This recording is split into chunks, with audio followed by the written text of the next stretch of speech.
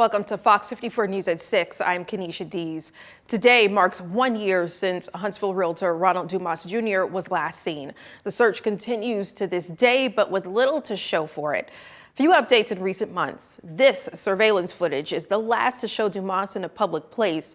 It was recorded at the Mid-City liquor store a year ago today. The following day, December 16th, his vehicle was found on the shoulder of Interstate 40 near Memphis. On the 17th, he was reported missing. Police have arrested two people in connection with the abduction. Quintarius White, who has been held on separate charges since his April arrest in Shelby County, Tennessee, and Kiara Clark, who's been extradited to Madison County. But neither suspect has provided police with clues leading to the location of Dumas. All this time, Dumas' family has waited, an empty space in their lives once filled by a father, friend, and son. Tonight, in a Fox 54 exclusive, Gabe Glassman sits down with members of that family, the mothers of his children, and his son, Kai. They describe the emotions of the past year and how they're doing today. Can you describe what the last year has brought to you emotionally? This last year has been gruesome. Emotionally, it's been a roller coaster. Every day feels harder than ghost, and Constant reminders that he's not here. in your wildest dreams, do you think we could be seeing years ago and think that this is still something that remains a question mark? It doesn't feel possible. It's been 1 year since Huntsville realtor Ronald Dumas Jr. was abducted. His family still searching for answers and closure. We desire for him to come home, for him to be found. Whatever that means at this point. We want answers. We would like closure for our children, for us to be able to move forward with a confirmed answer on what it is and not drag this along for several years. Now, 1 year since Ronnie was taken, his family remains hopeful, but the emotions waver. How was the family feeling? Stressed. It's a void. When you have somebody that their entire existence is family, and in any situation, he's one phone call away, whether it's 3 o'clock in the afternoon or 3 o'clock in the morning. So literally one phone call away. And to not have that for 365 days, it's hard. The family knows there are many possible outcomes in this case, but they remain hopeful that Ronnie will come home. I'm holding on to hope, but I'm also preparing the kids for any possibilities, because we have to continue moving forward. We understand probability. I also believe in miracles. And I know my God is powerful. At this point, I don't have a specific prayer for exactly what the outcome of this situation would be. My prayer is for answer. Ronnie is more than just a name on a case. He's more than a name on a flyer or on a news story. He's a major piece of our family. The family describes the current state of the case as a standstill, a waiting game, waiting for court dates, evidence, and updates on where their loved one might be. From the Fox 54 studios, I'm Gabe Glassman. They are holding on to hope, and there is a $10,000 reward available for credible information leading to the location of Ronald Dumas Jr. We have the information for you on our website, fox54.com. Chill to the bone this morning. Yes, you could see it there. It even looks cold. The upside to that, though, sunny sky. We have lots of blue as well, and it warmed up throughout the day. Let's bring in Fox 54 Weather Impact Chief Meteorologist Jordan Dressman just to see how long this will stay. Jordan, will that bitter chill return tonight? You know what we're doing, and we've talked about this before, where some of these looks outside, you can just kind of tell it's cold. Despite the pretty blue sky and the sunshine, which we definitely had this morning and this afternoon, it just looks cold. And yes, it is going to be cold once again as we head into the overnight. Cold this evening, 34 in Huntsville, 33 in Arab, 34 in Scottsboro. We're also sitting at 34 in Fort Payne, already falling to freezing. Up in Pulaski, they currently find themselves sitting at 32 degrees, holding on to 35 right now in Russellville. Now, we are going to be a little bit warmer tonight compared to what we saw last night, where last night we dropped into the teens. We're not going to drop into the teens tonight. Instead, we're going to drop into the low and mid 20s. across the Tennessee Valley. So definitely going to be cold, but when you put it into a little bit of perspective, we are going to be warmer tonight compared to what we saw last night. So maybe it's more of a moral victory at this point. 27 at 7 o'clock in the morning, definitely going to be cold for the Tuesday morning commute. 30 at 8, 36 by 9. We do begin to warm up somewhat quickly, and we'll continue that warming trend. More as we head into Tuesday afternoon. We'll discuss it in a couple of minutes. We've learned tonight a construction worker has died following a trench collapse in Huntsville this afternoon. Emergency crews responded to a commercial site near Old Jim Williams Road and Martin Road around 2:45 p.m. after the victim became trapped. Huntsville Fire and HIMSI worked to rescue this man, but officials say he did not survive. Law enforcement now investigating the scene. Officials say a drainage ditch was being dug when the collapse happened. Crews were in the beginning phase of building the neighborhood. There was a ravine, a large ravine that one of these workers was down into, and not real sure exactly what happened, other than the fact that the walls caved in on him and he is now deceased. Very tragic. Well, we'll keep you updated on this developing story. An Alabama native among 2 people killed in a shooting at Brown University in Rhode Island over the weekend. 19-year-old Ella Cook here, sophomore and vice president of Brown's College Republicans, was killed in Saturday's attack that also injured 9 students. Cook attended the Cathedral Church of the Advent in Birmingham, where she was remembered as a, quote, bright light who encouraged those around her. Governor Kay Ivey announced today that flags will be flown at half-staff to honor Cook until Friday. Police have released a person of interest detained after the attack, saying the evidence now points in a different direction. The mayor of Providence says a video that's been released to the public is the, quote, clearest picture of the person believed to be responsible. But that investigation is ongoing. And Senator Katie Britt speaking of the loss in a statement, saying in part, quote, Wesley and I joined the Mountain Brook community and all of Alabama in mourning the heartbreaking loss of one of our own, Ella Cook, who was senselessly killed over the weekend on Brown University's campus. There are no words that can ease the pain Ella's family and friends are enduring right now. Her beautiful life was taken far too soon, end quote. Police in Hartselle searching for a suspect who they believe placed a suspicious package outside a woman's home over the weekend. A Hartselle woman took to Facebook Saturday saying she found what appeared to be a bomb in her driveway and posted a video of police at her home. Police quickly responded to the scene of Kimberly Drive, where they began investigating. The Huntsville Bomb Squad was called to the scene, and investigators confirmed to FOX54 that the Hartselle Bomb Squad was called to the scene, and investigators confirmed to FOX54 the package was not a bomb. Located it, what appeared to be about a 20-ounce metal container. It had been burnt. There was some melted plastic residue and a little bit of handgun ammunition. Officers secured the scene, as we do with every suspicious package we call. Yeah, we usually reach out to like Huntsville Bomb. We'll send them a picture. They decided they're going to come out after that. They decided it was worth coming out. They came out and took possession of the package. The incident has shocked and concerned neighbors in the quiet residential area who say they never expected anything like this to happen on their street. When asked about a suspect, officials say the Criminal Investigation Division is still actively investigating the incident. An update on a former Department of Defense employee accused of taking classified documents. Eva Cizik has pleaded guilty to unauthorized removal and retention of classified documents. Cizik was arrested in June after investigators found top secret materials from the Missile Defense Agency at her Huntsville home. She reportedly removed the documents over a 6-month period, claiming she needed them for a work presentation. Cizik now faces up to 5 years in prison and $250,000 in fines. She's been fired and her security clearance revoked. Her sentencing set for June 8th. Decatur City Schools is asking for the public's help after vandalism at Woodmead Elementary School over the weekend. Police are working to identify several suspects caught on camera who appear to be elementary to middle school aged. The school district says the damage was extensive, nearly a dozen windows broken, gutters damaged, flags and poles torn down, and traffic cones thrown on top of the building. Vandals also broke a flower pot, dented a door, jammed a classroom door, and scratched in an inappropriate way drawing into metal benches.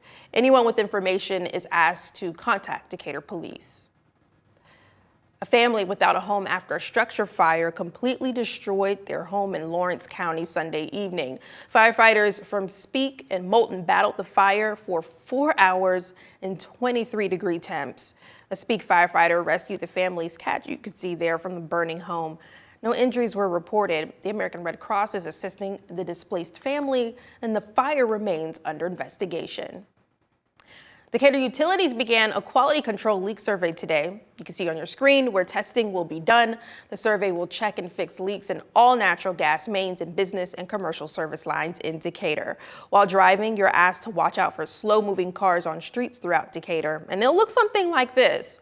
Also, be on the lookout for technicians walking near the road and using equipment. DU says work should be done by March 2nd.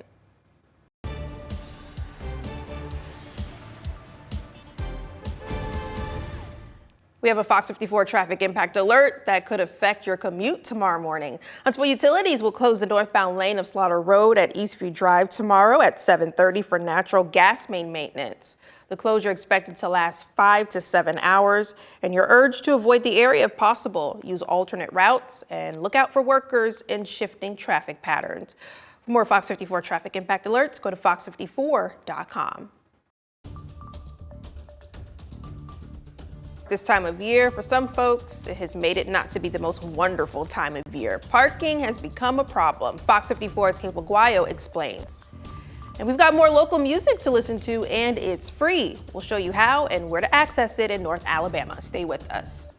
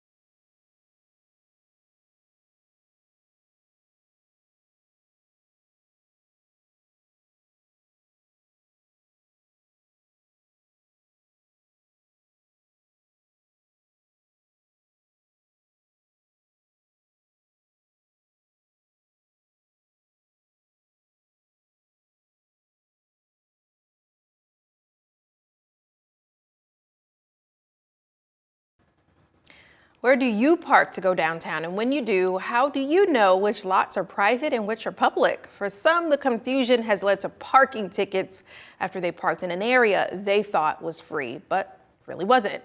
Residents around the downtown area say it's mostly caused by poor signage and a lack of visibility, especially at night. Fox 54's Caleb Aguayo shows us the dilemma. You might park in a downtown lot you think is free, only to wind up with a ticket at the end of the night. Downtown parking here in Huntsville can be frustrating, especially when it comes to big events. So I decided to find out just what's being done to make things a little bit easier. There's a lot of discussion online about which downtown parking spots are free and which lots cost money. Residents living around here say it gets confusing, especially when there's a big event like the nightly tinsel trail. People tell me all the lots get full fast, and that leads some to desperation. People park where they can, often in lots with little or no signage to tell them the lot is paid parking only. At the end of the night, they come out to find a ticket from a private parking enforcer, the parking management company. To ease the confusion, Councilman Bill Kling is working on a solution he calls common sense. It's all dependent on signs in paid parking lots telling people what to do up front. It's just a matter of letting everybody know this lot is free. this lot I will be charged to park in. At least if people are driving around, they see a parking lot that says paid public parking, okay, they know they pull in, they're going to pay to park. Similar if they go to the Civic Center parking lot, parking garage, it says, paid, and they know they're going to be charged to park there. But people are glad to do that just to have a parking place. Kling says it's still unclear whether private parking tickets are actually enforceable, but the city attorneys are working to make a determination. In Huntsville, I'm Caleb Aguayo, Fox 54 News. Kling says the proposal is meant to clear the air around public downtown parking. It's not clear just when it might take effect, but it would require new signage at all private parking lots. Coming up, the opportunity to land that next internship just one sleep away. Details on a college career fair up ahead. And Jordan, are we bracing for another chilly night? Yeah, definitely going to be another chilly night across the Tennessee Valley. Temperatures drop off into the 20s, but then warmer air builds in as we head into your Tuesday. We'll talk about it in just a couple of minutes.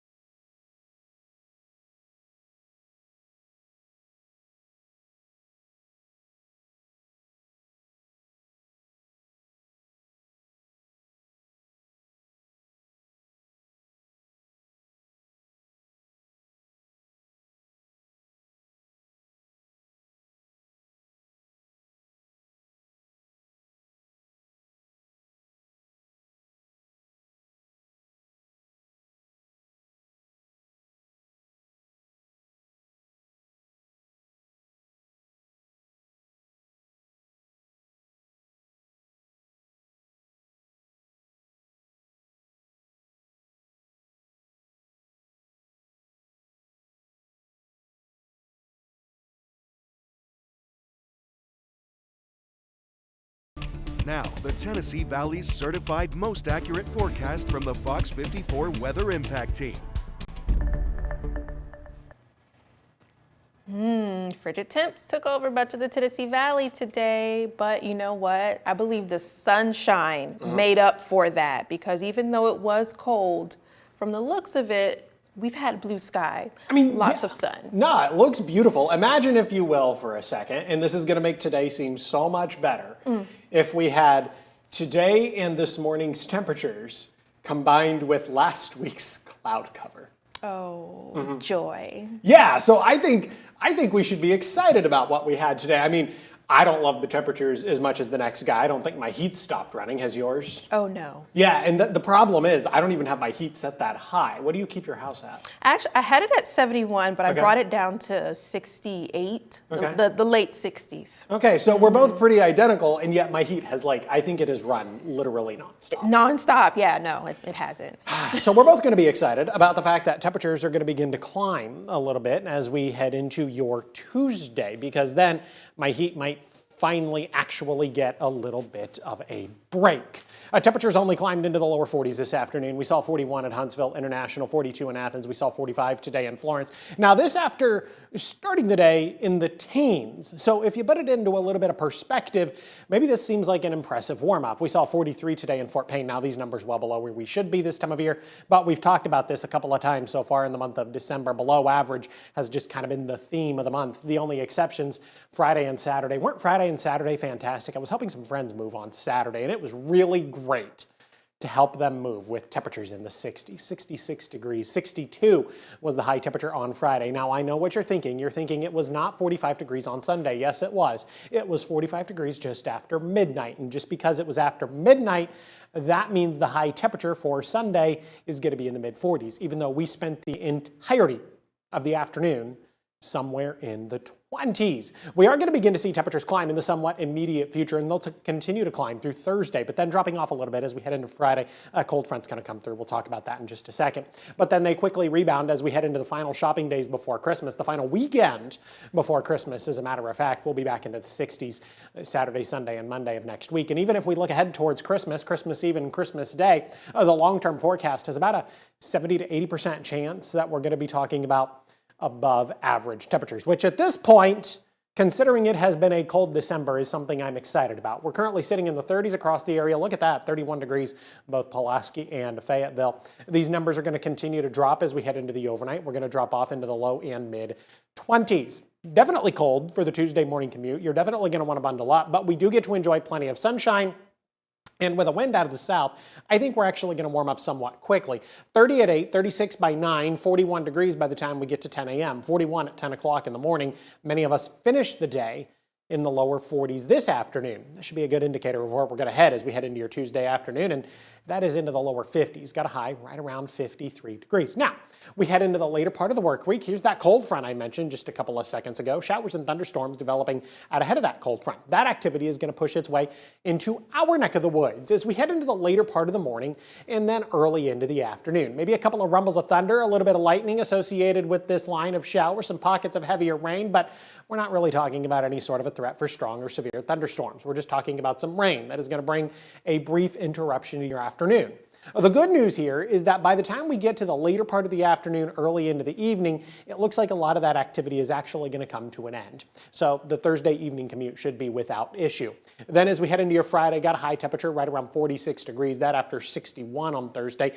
But again, quickly climbing back into the 60s as we head into the weekend in the early part of next week. Now, Sunday and Monday of next week do come with other opportunities for rain. Today, Decatur City Council voted unanimously to complete the Modus Road Sportsplex after pausing construction last year. The council approved option B, a $15.1 million redesign plan that focuses on core functionality over aesthetics. The Sportsplex will feature 8-ball fields, 2 multi-purpose fields, and a facility with restrooms and concessions. Mayor Kent Lawrence says the decision balances fiscal responsibility with delivering recreational facilities the community needs. Construction had been paused last September after the original $18 million budget proved insufficient. Officials say updated timelines will be released soon.